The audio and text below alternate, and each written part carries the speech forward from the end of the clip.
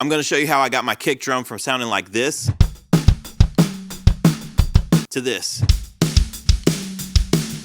And you're gonna wanna stay to the end of the video because I show you my secret formula on how I got this exact kick drum sound with just one click. Now the first key is tuning and muffling. Most people make the mistake of tuning their kick drum too high to where it's just all tone and no punch.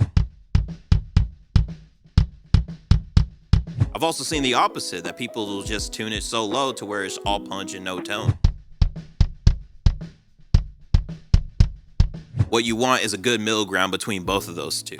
Now here's how I tune my kick drum. How I tune the front head is really simple. All I do is that I just finger tight all the lugs around, and then I'll push my hand in the center to where you're able to see the wrinkles. After that, I'll just tighten each lug to where you don't see the wrinkles anymore. With the batter head, I do the exact same thing. I finger tight all the lugs, put my hand in the center, tighten all the lugs to where all the wrinkles are gone. But then I fine tune each lug to where they're closely the same tune, and then I just back it off just a little bit. Now for muffling, you don't want to put too much muffling to where the drum is just going to sound dead. Don't want that, unless that's what you're going for. So what I like to do, I like to just put one pillow in the kick drum or just like a few blankets that's resting on the reso head and the batter head. Second key is mic placements. So when it comes to mic placements for the kick, you can do all sorts of things. You can do as mic inside the kick drum, mic outside of the kick drum, mic just inside the porthole, and the two mic method. And you can even use a sub kick, but I don't have one, so I ain't gonna talk about that. So the mic placement I like to use is the standard mic just right inside the porthole. I feel like when I'm using this mic placement, I get a nice rounded sound of the kick to where I'm getting the low end and still getting that punch out of it. Now the third key is your kick drum beater. Now there are a ton of different beaters out there, but the main ones that I see that people use is a felt beater or a rubber beater. So when you're using a felt beater, you're gonna get a nice low end out of the kick, but you're not gonna get that much punch out of it.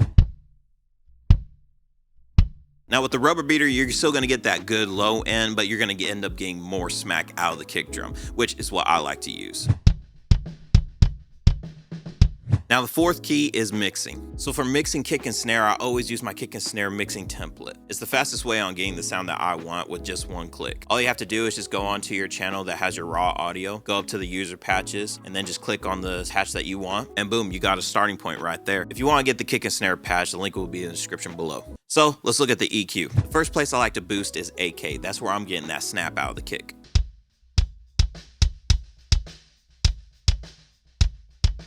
Second place I like to boost is 4.5K. Right there, I'm getting a little more punch and more oomph out of the kick.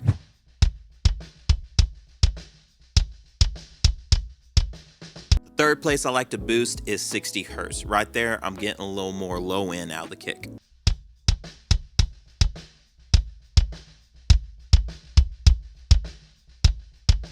But you don't want to boost this too much because it'll be fighting other frequencies like the bass and stuff. Now for the frequencies I like to cut. The first place I like to cut is 200 Hertz. I like to get rid of the boxy sound out of the kick, so that's where I cut.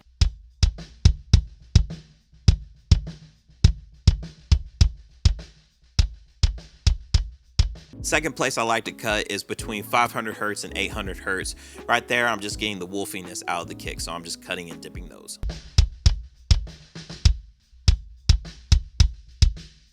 Now for compression. I use a semi-fast attack and then I use a quick release to get some smack out of that kick. Compressor's doing a lot of work.